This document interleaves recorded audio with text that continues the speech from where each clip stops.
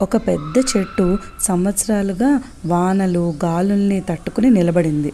బయటికి స్ట్రాంగ్‌గా కనిపించినప్పటికీ లోపల మాత్రం బలహీనంగా ఉంది. ఆ చెట్టుకు నీళ్లు పోస్తేనే కదా బలపడుతుంది. అలాంటిదే మన మనసు కూడా.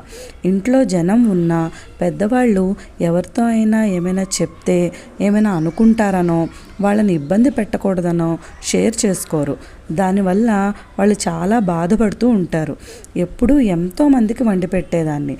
అలాంటిది ఇప్పుడు నా కోసం కూడా వండుకునే ఓపిక సరిపోవట్లేదని బాధపడుతూ ఉంటారు. ఒక వర్షపు నీరు చాలు మళ్ళీ ఆ చెట్టు పచ్చగా కలకల్లాడుతూ ఉండడానికి. అలాగే మీరు మళ్ళీ హ్యాపీగా ఉండడానికి ప్రేమగా ఒక మాట, నమ్మకంగా వినడానికి ఒక మనిషి చాలు.